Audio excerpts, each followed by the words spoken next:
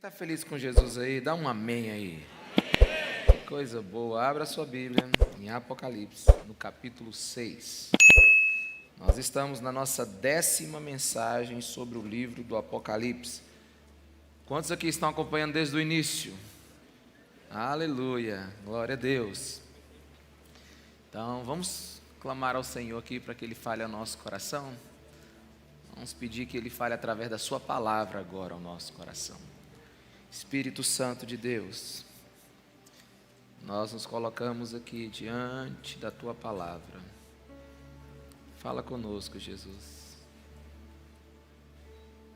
Abre os selos da Tua palavra, para que nós possamos entender a Tua vontade, discernir Seu coração, e que saiamos desse lugar, pelo poder do Espírito Santo, mais apaixonados por Jesus Cristo de Nazaré.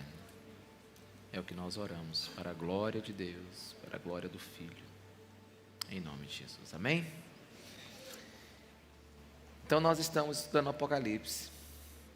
João tem essa visão na sua velhice, e a igreja, as 7 igrejas da Ásia estão sendo perseguidas, e os patamares de violência em relação à igreja chegou a índices altíssimos.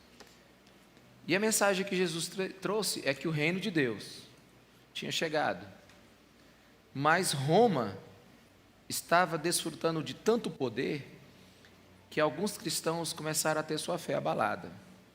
Jesus veio trazer amor, mas Roma estava tendo um sucesso muito grande nas suas conquistas e um ódio muito pontual sobre a igreja de Jesus. Em vez do mundo está melhorando, havia uma perspectiva de piora. E a gente precisa enxergar o mundo naquele tempo com os olhos de João, para nós entendermos o Apocalipse. Domiciano, mais ou menos ali, por volta do ano 80, 81, depois de Cristo, ele era considerado o segundo Nero. E ele tinha iniciado uma perseguição que ia durar décadas. Inclusive, durou mais de 100 anos, uma perseguição ferrenha sobre os cristãos, sobre o cristianismo. E a igreja sofreu abuso e violência muito grande nesse tempo. E então, surgiu a pergunta de muitos: haverá futuro para o povo de Deus? Será que aquilo começou em Atos 2? Será que aquilo que teve tão presente no livro de Atos iria se extinguir? Quem poderá sobreviver a Roma? E foi nesse tempo que o livro de Apocalipse chega para João, para ele escrevê-lo através de uma visão que ele teve, e ele escreve para 7 igrejas. Cada igreja da Ásia recebeu o livro inteiro do Apocalipse. Tinha uma carta para ela, mas ela João escreveu um livro inteiro do Apocalipse para cada uma dessas igrejas. E muitos, quando olham para o Apocalipse, não conseguem entender que o Apocalipse é uma mensagem de esperança. João é um profeta da esperança. E muitos ficam chocados com o Apocalipse, porque leem ele e ficam logo em pânico. Mas Apocalipse não veio para gerar pânico. Apocalipse veio para, no meio do pânico que a igreja estava vivendo, derramar esperança no coração dos cristãos. Por isso que a gente tem que ver o livro do Apocalipse. Imagine João, depois de receber a visão, escrevendo ele. Pense comigo aqui agora. João acaba de ter a sua visão, nós não sabemos quanto tempo ele teve essa visão, mas imagine agora, ele tem a visão e ele está escrevendo para igrejas. Imagina João conhecendo agora o futuro. Imagina o coração dele escrevendo às igrejas. É como se ele estivesse pensando, penso eu, eles precisam saber disso. Agora eu estou entendendo. Eles precisam entender mais sobre o futuro. Eles precisam ficar atentos ao que vai acontecer. Sabe, e a grande pergunta não é se a igreja vai sobreviver a Roma, mas a pergunta agora é quem vai sobreviver ao grande dia de Deus, quando Ele definitivamente julgar a terra. Quantos estão me entendendo? Sabe, o Apocalipse é um livro de esperança. É um livro que muda a nossa perspectiva, como ver o futuro, E hoje nós estaremos olhando o capítulo 6 e o 7. Por isso, abra sua Bíblia em Apocalipse capítulo 6, versículo 15. Diz assim a palavra de Deus: então os reis da terra, os príncipes, os generais, os ricos, os poderosos, todos, escravos e livres, se esconderam em cavernas e entre as rochas das montanhas.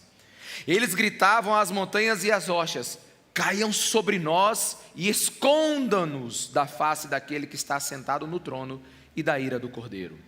Pois chegou o grande dia da ira deles, e quem poderá suportar? Então a pergunta dessa noite é: haverá sobreviventes quando o juízo de Deus vier sobre a terra? O que acontecerá quando a mão de Deus começar a abrir os selos da história mundial? E esse livro, principalmente do capítulo 6 ao capítulo 19, exige humildade, meus irmãos. Porque nós vamos entrar num oceano de acontecimentos que vai deixar qualquer intérprete da Bíblia tonto, bagunçado. Por quê?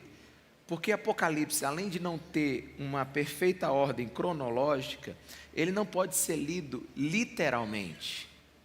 Mais do que você tentar entender todo o simbolismo que a gente vai passar por eles agora, é entender a mensagem que está por trás disso. Quantos estão me entendendo? Diga amém. Agora, de uma coisa você pode ter certeza: cada palavra desse livro vai se cumprir. E haverão eventos na terra como nunca houveram. O livro de Apocalipse nos diz que esse mundo que nós conhecemos como ele é, vai ser revirado ao avesso. Então Jesus está com o livro em suas mãos e ele vai tirar os selos. E cada vez que ele tira um selo, uma consequência acontece. Não há um consenso sobre se esses acontecimentos já aconteceram, estão acontecendo ou ainda vai acontecer. Mas uma coisa é certa: Apocalipse serviu para o tempo de João, serve para nós agora e principalmente para a igreja que está vislumbrando o futuro. Pegue Apocalipse para você agora.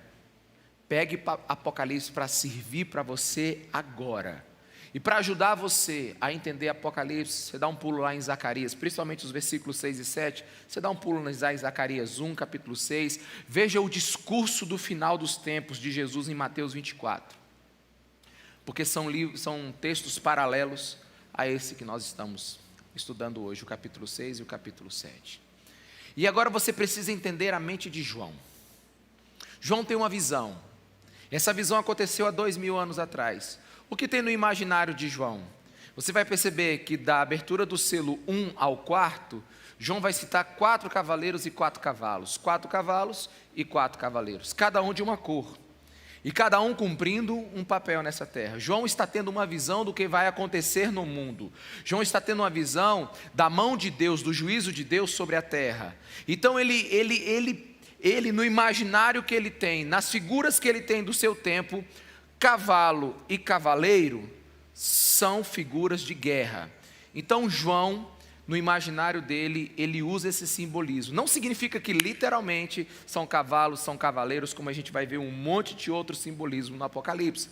Mas o mais importante é que você entenda a história, entenda o que está acontecendo. É como se alguém dissesse assim: cara, o que está acontecendo lá na esquina? Cara, lá na esquina está acontecendo uma guerra, tem um monte de gente discutindo. Não está acontecendo uma guerra, está acontecendo uma confusão. Então a gente tem que entender as expressões de João nesse tempo.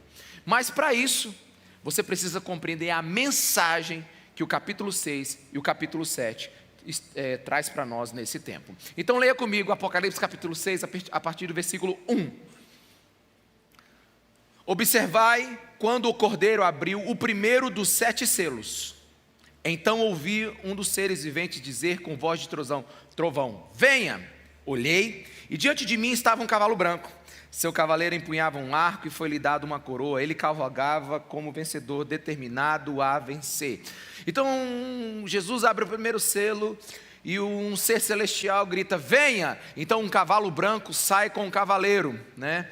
E esse talvez seja um dos textos mais difíceis de serem interpretados na Bíblia, porque se você olhar de forma imediata, você pensa que esse cavaleiro, no cavalo branco, que saiu para vencer, né, ele é Jesus.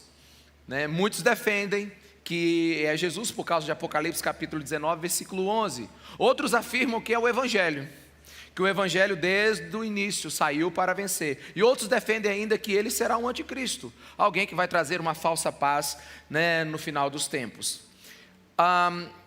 Na minha leitura, no meu entendimento, os 4 primeiros cavalos do Apocalipse são juízos de Deus sobre os homens. São ações de Deus sobre os homens, e cada cavalo traz uma tragédia, traz um problema muito grave. Então eu não entendo que seja Jesus, né? No transcorrer da abertura dos selos, você vai entender que existe uma consequência de acontecimentos, né? E é por isso que, na minha visão, esse primeiro cavaleiro que ao abrir o primeiro selo, vem contra a terra, é o desejo de conquista dos homens. É o militarismo triunfante. Eu imagino João lembrando agora dos estandartes de Roma, dos cavalos brancos e dos seus cavaleiros, todos vestidos de brancos, retornando de suas batalhas. Eu imagino João vendo todo aquele exército de conquista de Roma. Então é assim que eu penso, esse cavaleiro representa a conquista humana, sabe? É a ambição da conquista humana. E por que penso isso? Penso isso por causa do segundo selo, que quando é aberto o segundo selo, a partir do capítulo 6, versículo 3 e 4, a Bíblia diz que é enviado à terra um outro cavalo, o cavalo vermelho. E esse cavaleiro recebeu poder para tirar a paz da terra e fazer com que os homens se matassem uns aos outros. E lhe foi dada uma grande espada. Um cavalo vermelho com uma grande espada, então ele representa a guerra. Esse cavaleiro tinha na sua grande mão uma grande arma, e a consequência do desejo de conquista, da abertura do primeiro selo, é o que acontece no segundo: guerra.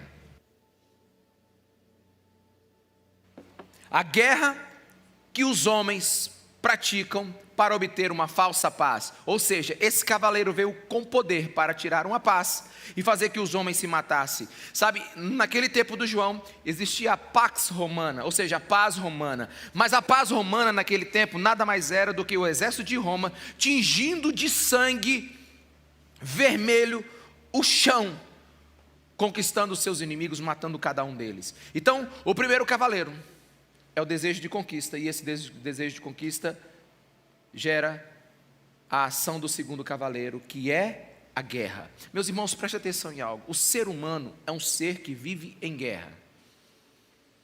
E a principal característica, por quê? Porque ele rejeitou o príncipe da paz. A humanidade está pagando caro, e vai pagar muito mais caro por causa da guerra. A guerra é um evento presente em toda a história da humanidade. E uma coisa que a igreja precisa aceitar é que a redenção final de Jesus virá sobre a igreja num período de uma grande guerra. Jesus, quando voltar para estabelecer a paz, virá no meio de uma grande guerra. E uma boa pergunta que você pode fazer: então, pastor, quer dizer que o céu está enviando guerras? Porque diz que o cavaleiro veio para tirar a paz da terra e fazer os homens se matassem uns aos outros. De onde vêm as guerras? De onde vêm as guerras, meus irmãos? Tiago, capítulo 4, versículo 1. Leia comigo. De onde vêm as guerras e contendas que há entre vocês? Não vem das paixões que guerreiam dentro de vocês? Vocês cobiçam coisas, mas não as têm. Matam e invejam, mas não conseguem obter o que desejam. Vocês vivem a lutar e fazer guerras. O céu pode até enviar guerras, isso pode ser um juízo de Deus. Mas eu entendo que a guerra já está alojada dentro do coração da humanidade. E eu entendo que a abertura dos selos nada mais é do que a retirada da misericórdia e da mão do Senhor sobre a terra. É o afastamento de Deus da humanidade nesse período. Quantos me entendem, por favor, digam amém. Meus irmãos, um dos juízes mais severos de Deus é quando Ele permite alguém andar sem Ele. Romanos 1, versículo 28 diz assim: além do mais, visto que desprezaram o conhecimento de Deus, Deus os entregou a uma disposição mental reprovável para praticarem o que não deviam. E quando Deus os entregou, quando Deus os deixou, o que aconteceu? Versículo 29, tornaram-se cheios de toda sorte de injustiça, maldade, ganância e depravação. Estão cheios de inveja, homicídio, rivalidades, engano e malícia. São bisbilhoteiros, caluniadores, inimigos de Deus, insolentes, arrogantes, presunçosos. Inventam maneiras de praticar o mal, desobedecem seus pais, são insensatos, desleais, sem amor pela família, implacáveis. O juízo de Deus começa quando Ele recolhe a sua mão e deixa a humanidade à sua própria mercê.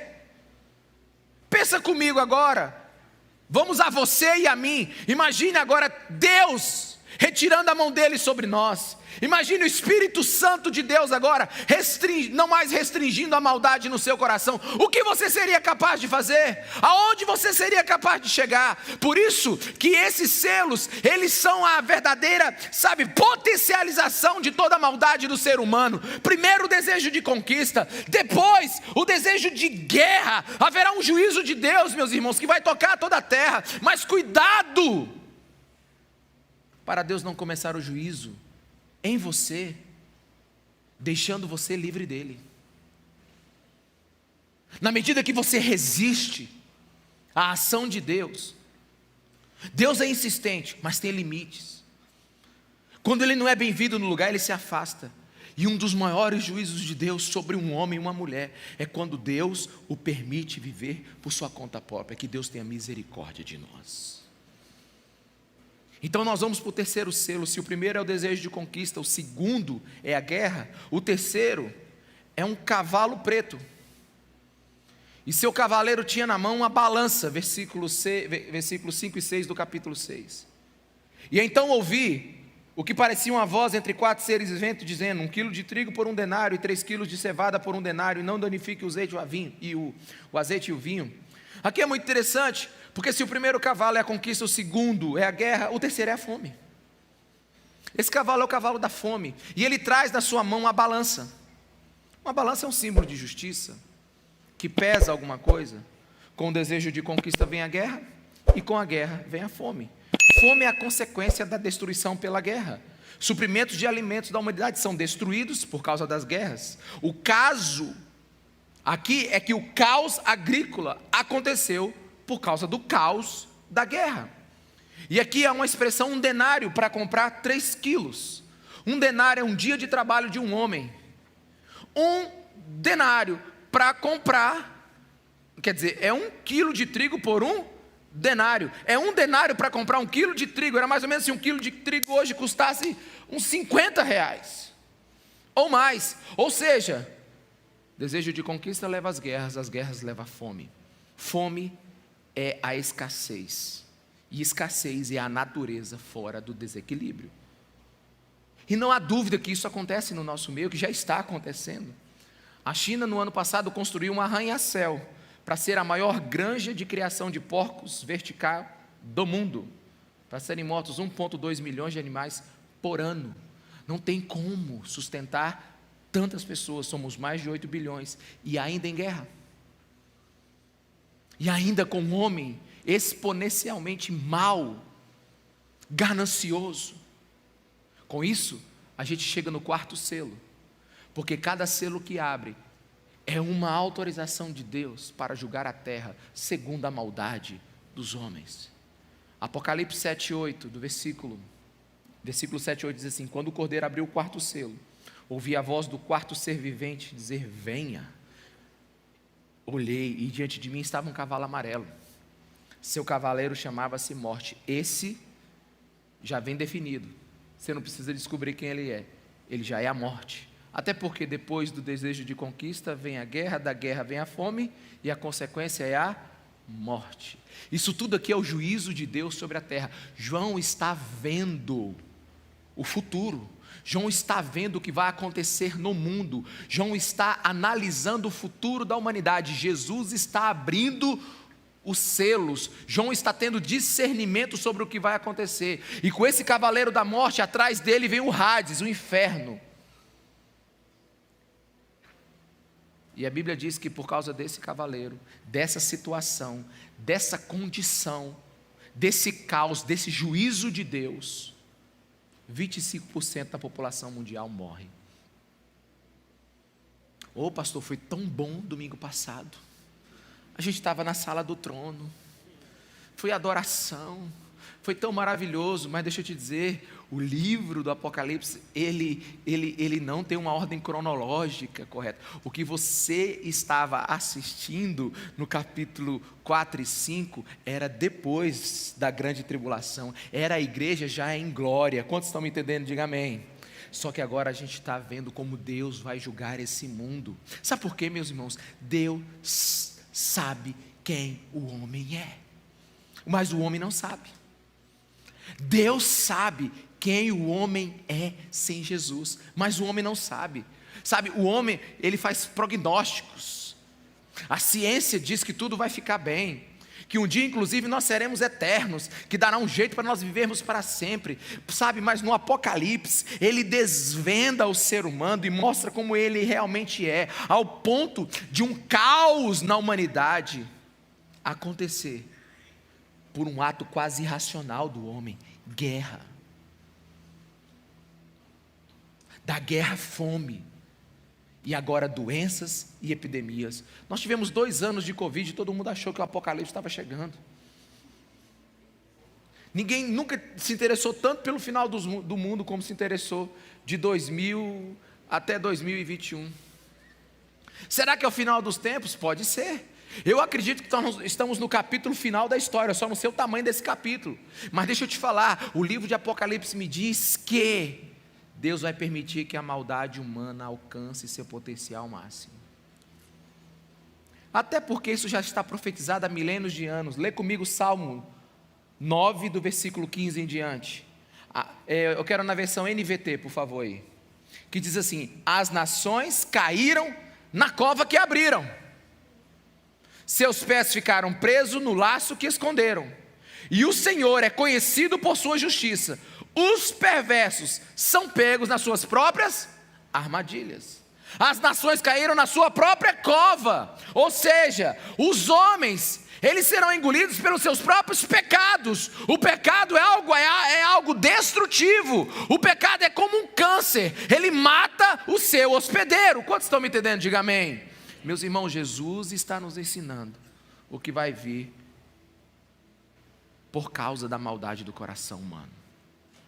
E agora nós abrimos o 5º selo. E o 5º selo, ele traz características diferentes. Não tem mais um cavalo. João não vê mais um juízo vindo a partir da abertura desse selo, mas ele vê uma realidade, e está descrita a partir do versículo 9. Quando ele abriu o 5º selo, viu debaixo do altar as almas daqueles que haviam sido mortos por causa da palavra de Deus e do testemunho que deram. Para comigo aqui, olha. Você tem que imaginar isso. Você tem que imaginar isso agora. Por favor. João está tentando descrever o que ele viu nos céus. E ele diz que ele viu as almas daqueles que haviam sido mortos, porque foram fiéis a Jesus Cristo de Nazaré. Qual é a primeira coisa que você precisa descrever a partir disso aqui? É que Jesus cumpriu a sua promessa. Em João 11, 25, Jesus disse: eu sou a ressurreição, eu sou a vida. Aquele que crê em mim, ainda que morra, viverá. Você está vendo aqueles que foram fiéis ao testemunho de Jesus Cristo e à sua palavra, e eles estão lá diante da glória de Deus. E a expressão aqui é que eles estão debaixo do altar. O altar é onde é oferecido um sacrifício. É como se eles fossem um sacrifício agradável aos olhos de Deus.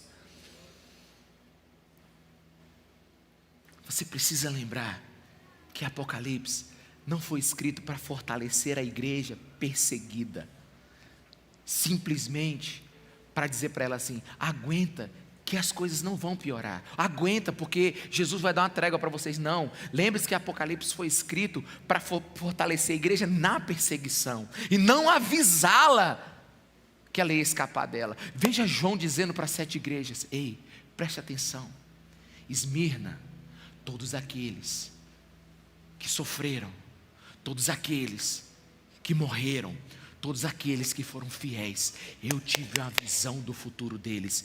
Eles estão com Jesus na glória.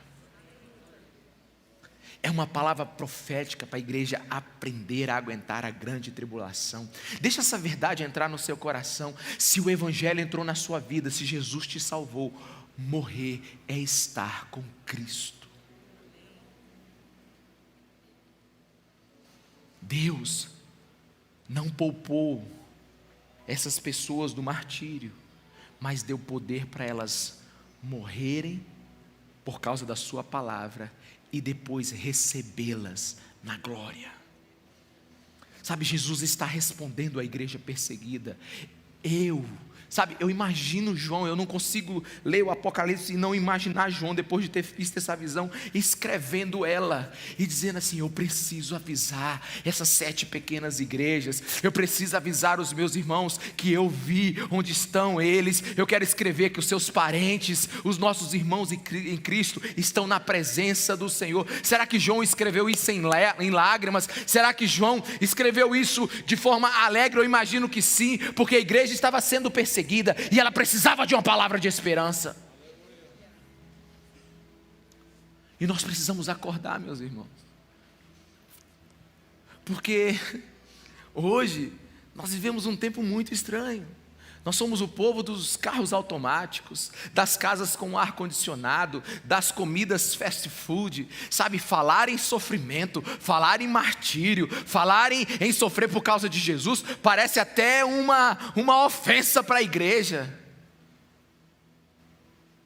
Mas a única coisa que esses santos estão fazendo lá, preste atenção, eles estão perguntando para Jesus: Jesus, se você ler a partir do versículo 10, você vai ver: Jesus, a gente morreu, quando é que o Senhor vai fazer justiça? Quando é que o Senhor vai vingar o nosso sangue? O que o Senhor vai fazer com aqueles que nos mataram? Olha a resposta de Deus para eles, meus irmãos.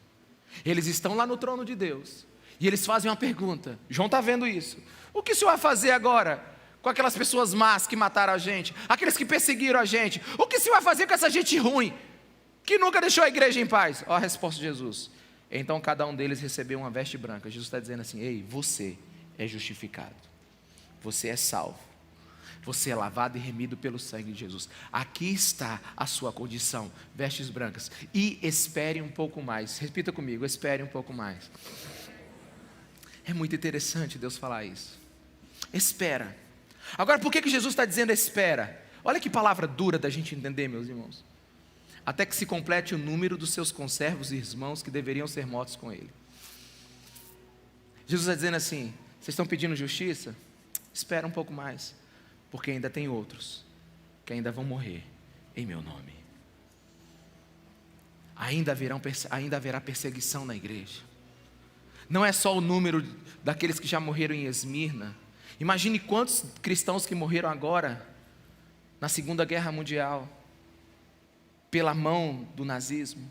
Imagine quantos agora estão sofrendo agora nos países que perseguem a igreja. Jesus está dizendo assim: ainda não chegou o meu número, mas na hora que chegar o meu número, eu vou passar o rodo e vou organizar a casa.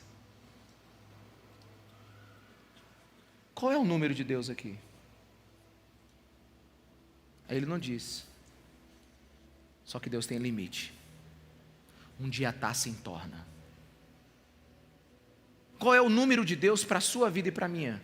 Eu já vacilei umas 2.594 vezes. Será que é 2.095? Eu já vacilei 3.000. Será que o número de Deus para a sua vida é 3.010? Mas a pergunta que eu faço é: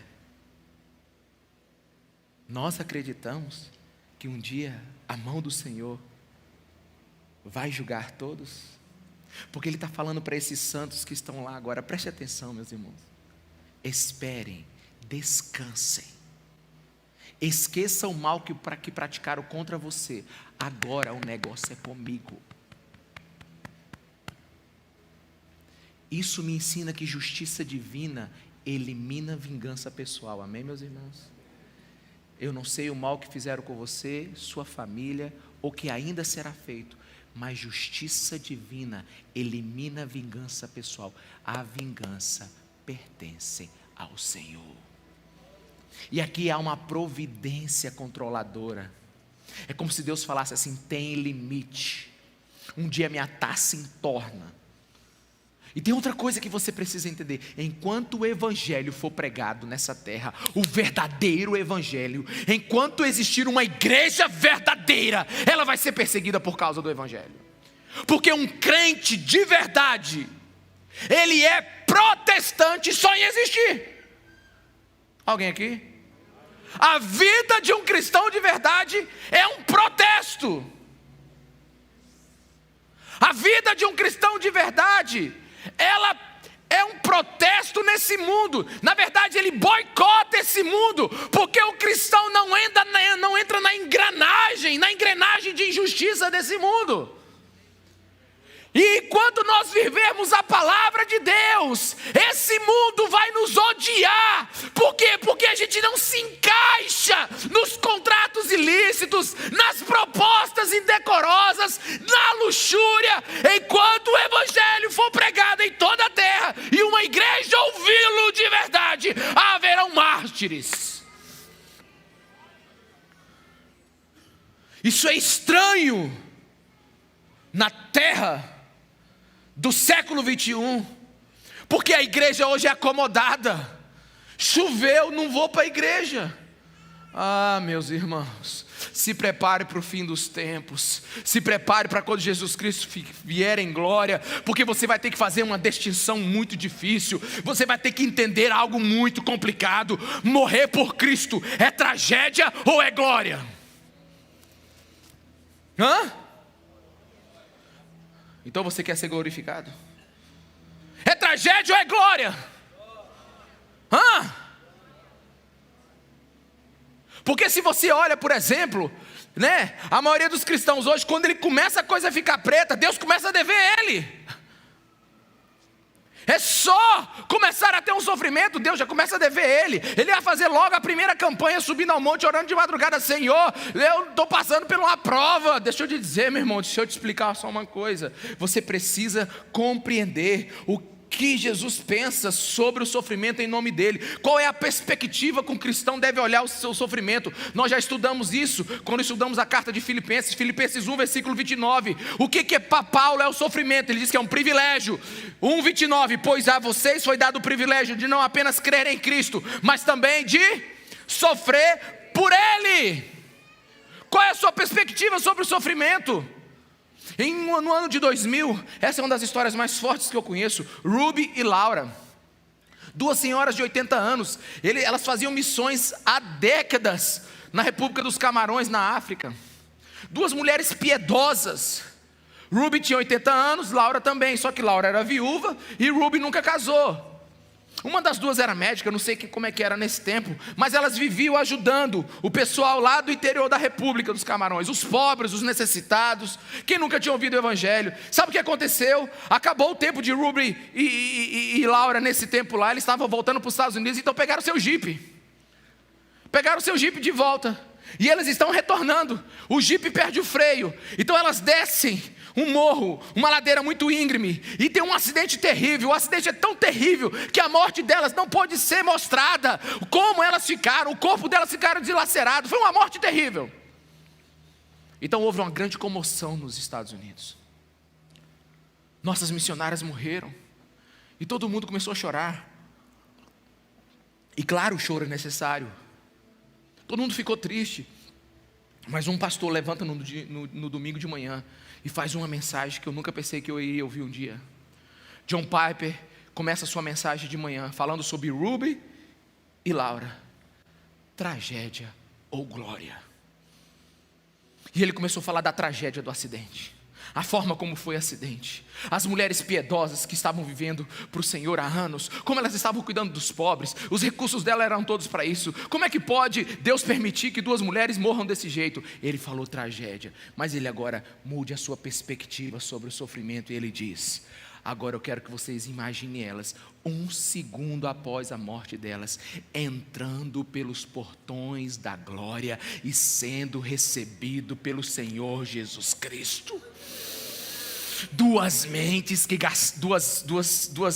pessoas, duas senhoras que gastaram as suas mentes e seus corações, os seus músculos e suas forças para proclamar o evangelho do reino e foram fiéis a Jesus até o final. Imagine como o céu recebe essas duas pessoas, imagine como será o galardão delas, tragédia ou glória.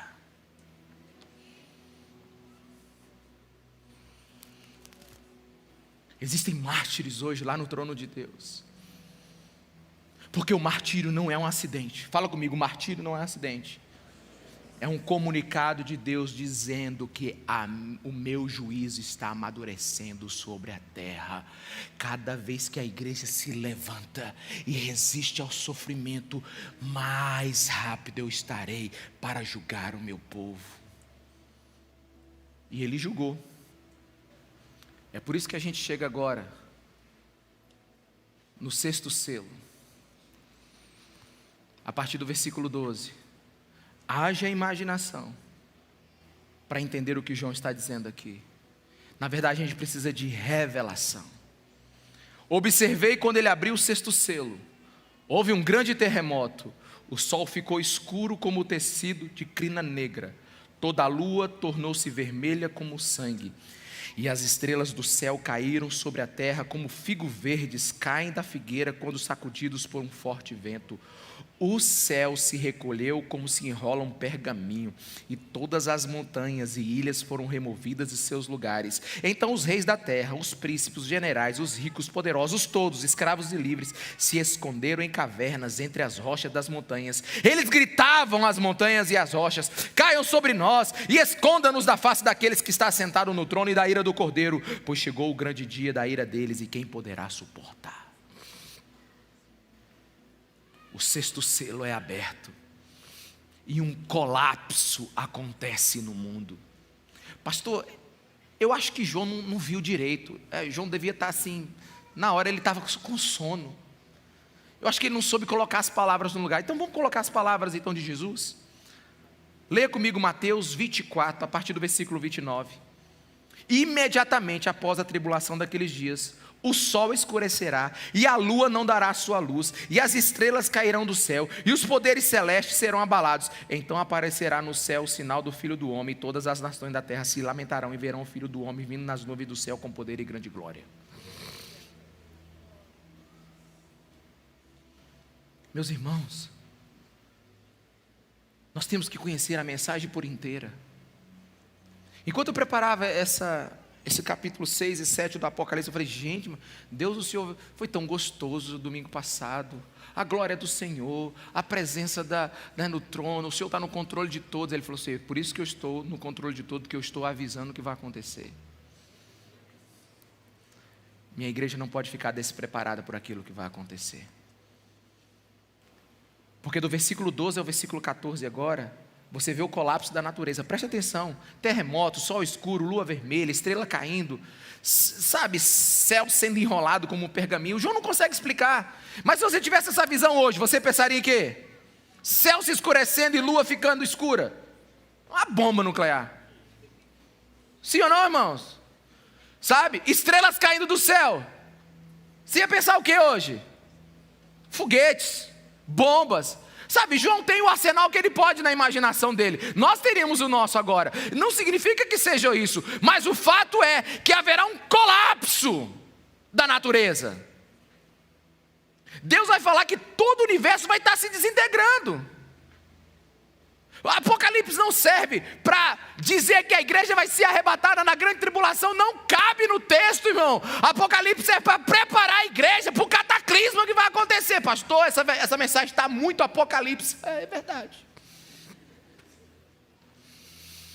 O senhor está lendo Apocalipse demais, é verdade. Porque a gente está acostumado com um Jesusinho, né, de pelúcia, que não faz nada e que aceita a tua vida do jeito que é. Deixa eu te falar uma coisa: Jesus está no controle de todas as coisas e o mundo roda. Quem dá as cartas é o céu, meus irmãos. Quem determina o que vai acontecer é os céus. Sabe, e a gente precisa compreender que a terra vai ter que pagar pela sua rebeldia. Que Deus é esse que não julgaria a terra? Que juiz é esse que não pode ter ira contra o pecado. Isaías 24, 20, você consegue ler esse texto aqui? Tranquilo?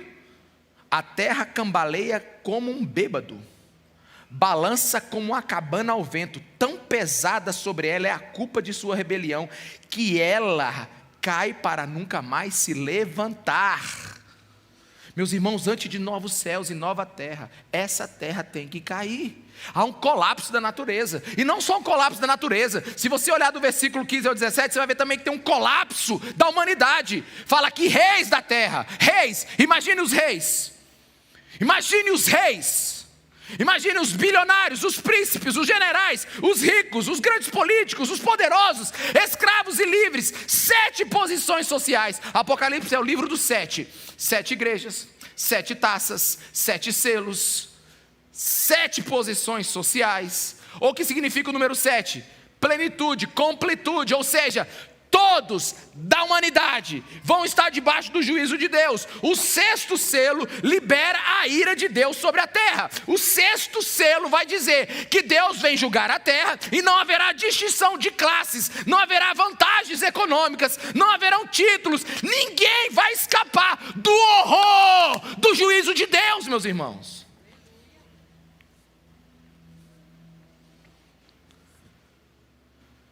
Pastor, eu nunca ouvi uma mensagem dessa. É verdade, eu também estou com 45 anos de idade, eu nunca tinha ouvido uma mensagem sobre Apocalipse capítulo 6.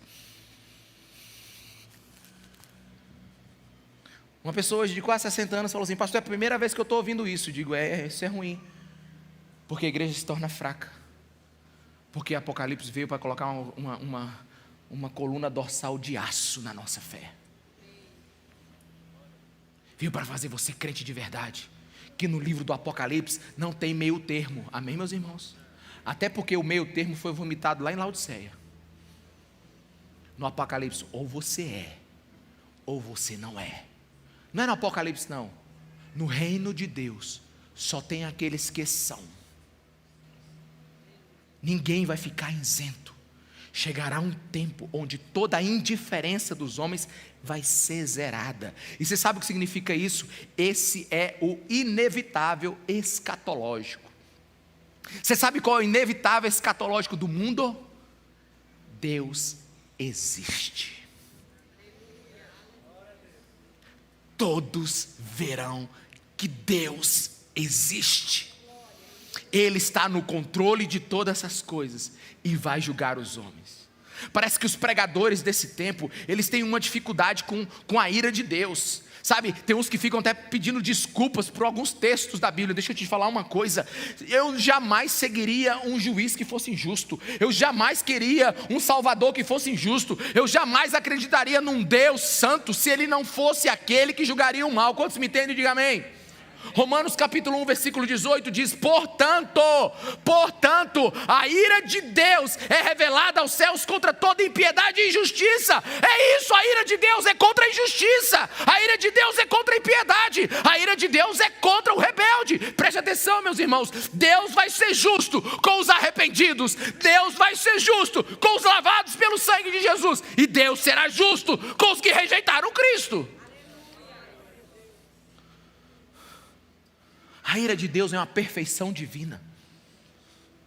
Como poderia Deus ser perfeito e excelente, se Ele não faz diferença entre a virtude e o vício? Se Ele não faz diferença entre o que é impuro e vil, entre o que é certo e o que é errado, entre o que é santo e o que é profano? Deus é justo. O que é bom para Ele, o que é ruim. É por isso que os homens se esconderam nas montanhas, porque, meus irmãos, hoje ninguém está se escondendo de Deus, ninguém tem medo de Deus. Os homens falam que querem de Deus. Nos carnavais, Deus não tenho nem palavras para dizer. Fazem de Jesus um ridículo. Mas deixa eu te falar uma coisa: vai precisar sim de um evento catastrófico. Vai precisar Deus balançar esse mundo para que acorde uma humanidade que está dormindo no pecado. Geração após geração, a única preocupação que esse mundo tem é de como viver mais, e como luxar mais, e como viver suas conquistas materiais. Mas um dia Deus vai acabar com tudo isso, e então os olhos de todos se abrirão. Deus mostrará que essa história de ser ateu é pura imaginação.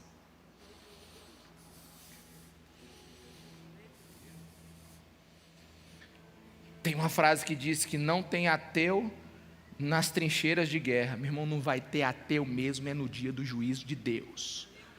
Porque eles vão tentar se esconder, e não se esconde de Deus. Você sabe qual é o rugido do leão que vai ficar no ouvido de todo mundo? Pois que adianta o mundo ganhar o mundo inteiro, o homem ganhar o mundo inteiro e perder a sua alma. A humanidade e seu estilo de vida hoje desdenham de Deus, mas um dia eles vão ter que encarar o inevitável escatológico. Ninguém fugirá da presença de Deus. Sabe, e eu não sei se você consegue absorver o tamanho do desespero no dia do julgamento de Deus.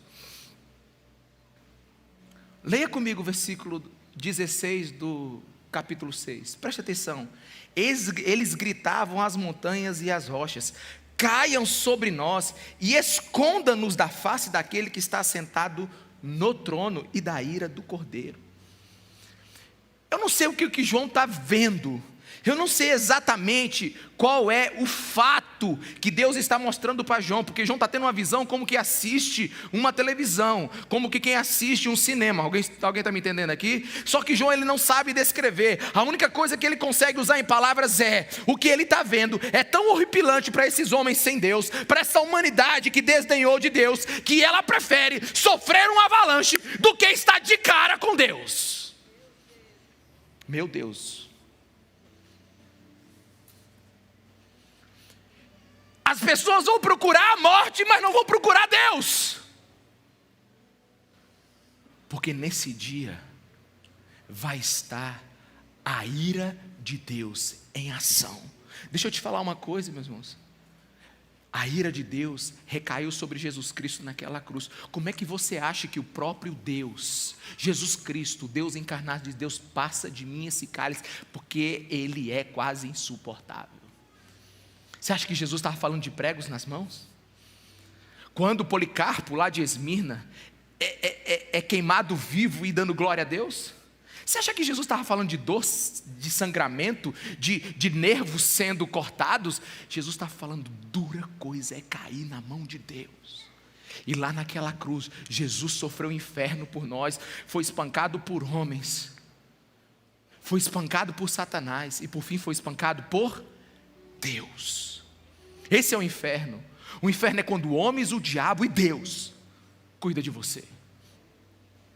Pastor, muito duro isso. Então por que não pegar as palavras do próprio Cristo? Lucas capítulo 23, 28, isso é para a gente aprender, igreja, é para nós crescermos no entendimento da palavra de Deus por completo, é para nós conhecermos o Deus que nós seguimos, e que não se segue a Deus com essa cara de paisagem, achando que pode só frequentar uma igreja, que pode ser essa roupa bonitinha de crente, que acha que é só levantar as mãos, cantar uns cânticos. Não, meu Deus, deixa eu te falar uma coisa, Deus vai levantar uma igreja com a fé profunda nesse tempo. Deus vai levantar uma igreja que tem temor por Ele. O Espírito Santo vai gerar uma igreja que, enquanto o sol escurece, a igreja fica encandecida na terra com avivamento.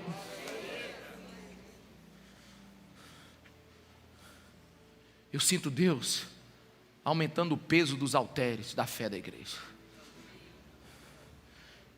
Eu sinto Deus dizendo assim, nós vamos parar de ter essa fezinha de brincadeira, de jardim de infância.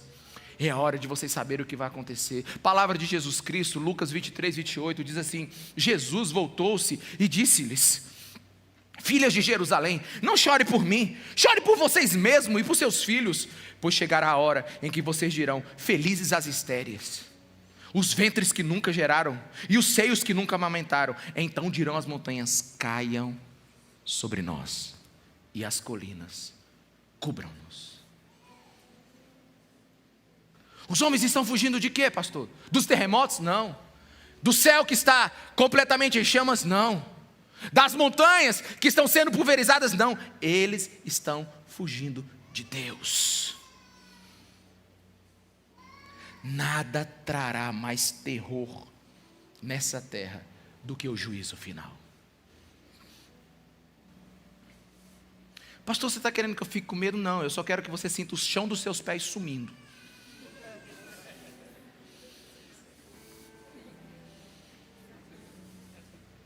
Não, meus irmãos. Eu oro para que o Espírito Santo de Deus te mostre a urgência de servir a Jesus Cristo de verdade com todo o coração. Porque aí vem a pergunta que não quer calar em Apocalipse 6,17. Pois chegou o grande dia da ira de Deus, e quem poderá suportar? Quem é que vai sobreviver? Guerra, fome, morte, colapso da natureza, colapso da humanidade. Quem vai sobreviver a tudo isso? Agora a gente pode passar para Apocalipse capítulo 7. Apocalipse capítulo 7, versículo 13. Então um dos anciãos me perguntou: quem são estes que estão vestidos de branco? E de onde eles vieram? Assim, tipo assim, numa linguagem bem natural. O ancião chega para João assim: ei João, tu sabe quem é esse pessoal aí? João, você sabe quem é essa turma incrível que você está vendo aí agora? Você sabe de onde eles vieram? Versículo 14, João responde: não, o senhor sabe. É uma pergunta retórica. E ele disse: João, você sabe quem é essa turma aí? São os sobreviventes.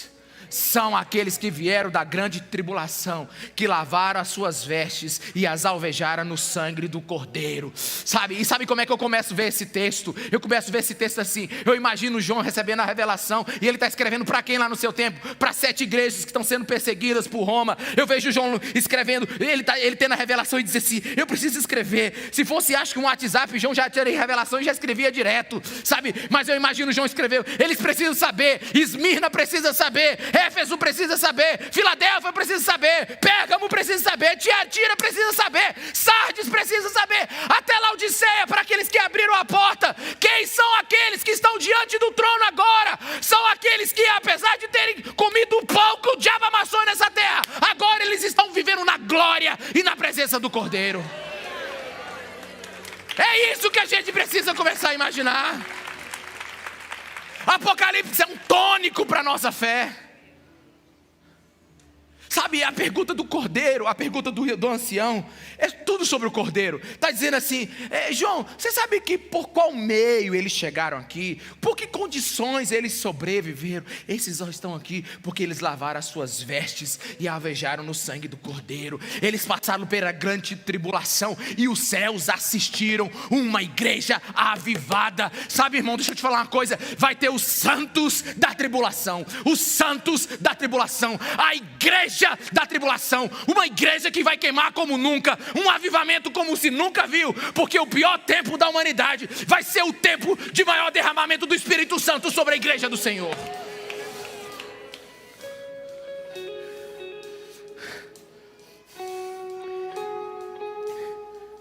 E se você observar o texto, a gente não tem tempo de olhar ele todo. Como Apocalipse não tem uma ordem cronológica correta, é como se João tivesse, sabe, em vários... Como é que é o nome dessa onda agora de filmes agora? São, multiversos. É como se João estivesse vendo multiversos. Ele está vendo a grande tribulação. Ele está vendo os selos sendo abertos. Mas ao mesmo tempo, ele está vendo as taças sendo derramadas. Ele está vendo as trombetas. É tudo junto. Não vai dar para separar muita coisa. Você vai perceber que só vai ampliando, sabe, a nossa visão sobre o todo, sabe? Mas é como se João estivesse dizendo assim: olha, peraí, enquanto tudo isso está acontecendo, os selos serem abertos, Deus deu um stop. Para tudo. Não façam nada. Por quê? Porque Apocalipse capítulo 7, a partir do versículo 3 diz: não danifiquem nem a terra, nem o mar, nem as árvores, até que selemos as testas dos servos do nosso Deus. Ou seja, não façam nada ainda, até que a gente identifique todos aqueles que foram salvos por Jesus Cristo de Nazaré. Quem poderá sobreviver ao juízo de Deus? Quem vai poder sobreviver ao grande dia? Todos os selados. Sabe, meus irmãos, preste atenção, isso aqui é para a glória de Jesus. Sabe, o mundo está acabando, a terra está em colapso, o universo está sendo revirado ao avesso, mas a igreja de Jesus, ela é indestrutível. Não ficará pedra sobre pedra, mas a igreja permanecerá de pé. Vai valer a pena servir a Jesus. E lá nesse texto fala dos 144 mil.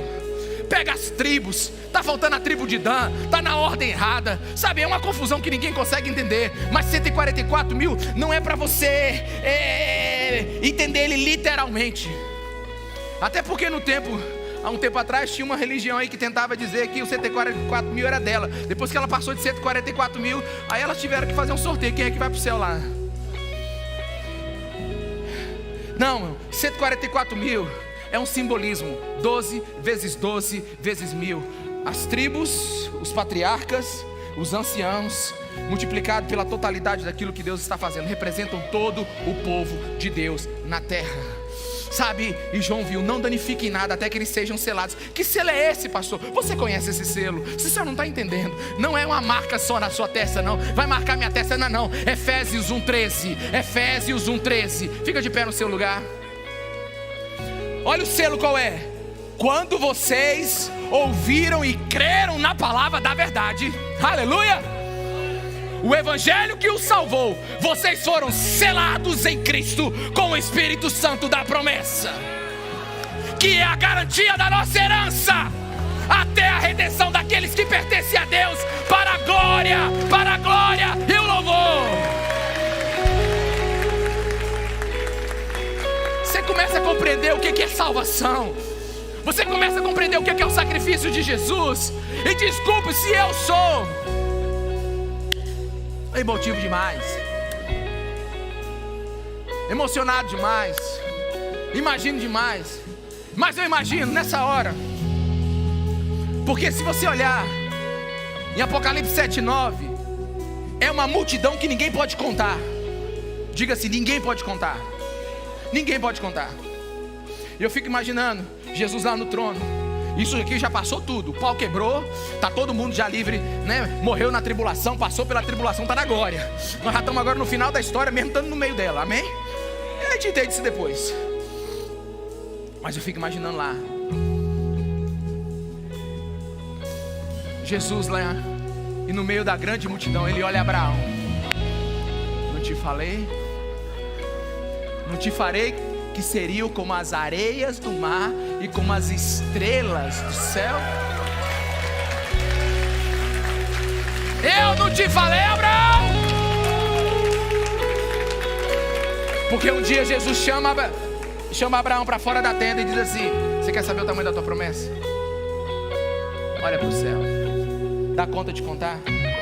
Pois esses serão o meu povo. Quem vai vencer a grande tribulação?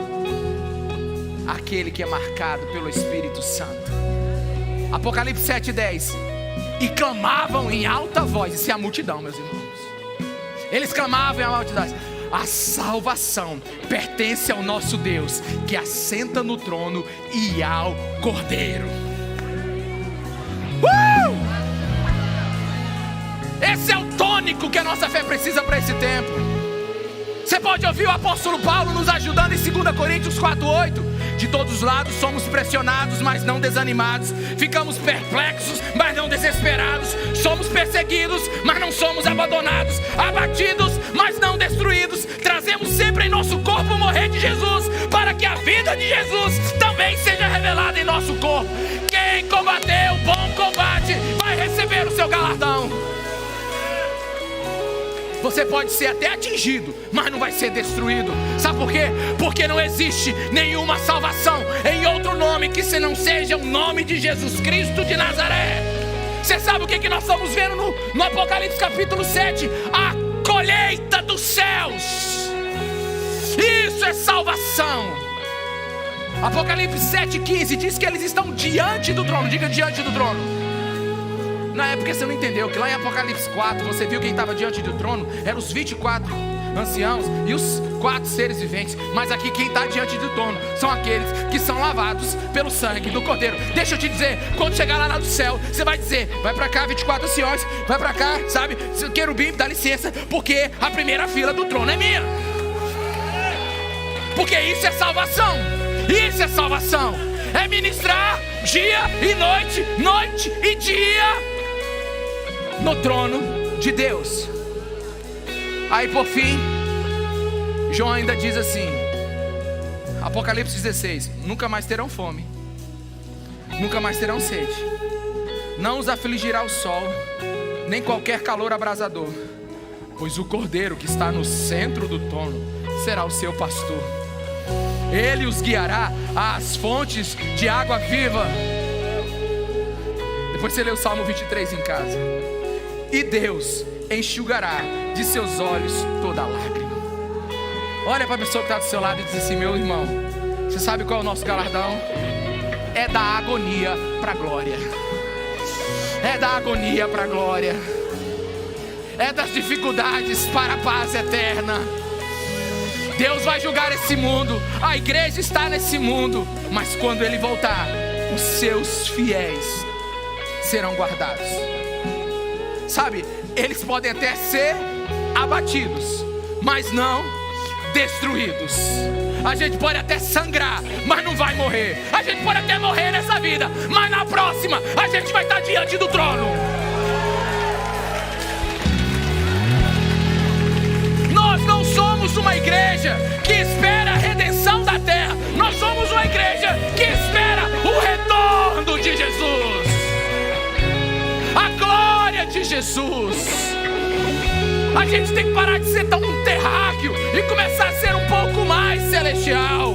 Deixa eu te falar, aguenta a rocha na fé, segura, leia a sua Bíblia, ora, jejua, não entre em desespero, toda depressão vai embora, porque o nosso futuro é estar diante do trono, noite e dia. Por causa de quem? Por causa do nosso Senhor e Salvador, Jesus Cristo de Nazaré.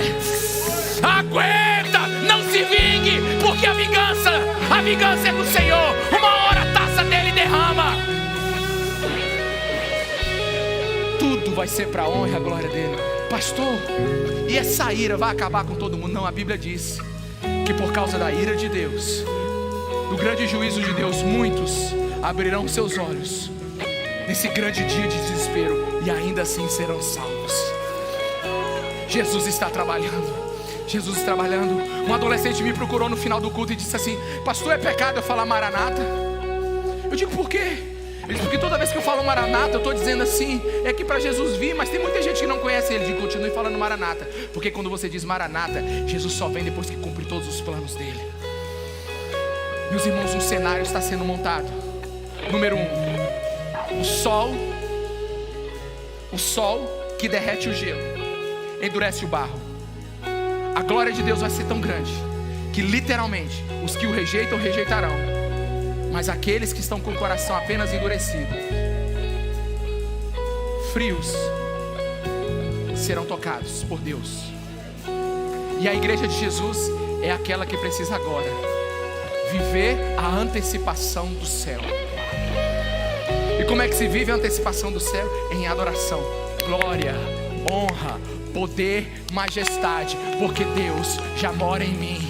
O Cordeiro de Deus está dentro de mim. O selo do Espírito Santo está dentro de mim. Eu não sou branco, eu não sou negro, eu não sou japonês, eu não sou brasileiro. Eu sou lavado e remido pelo sangue de Jesus.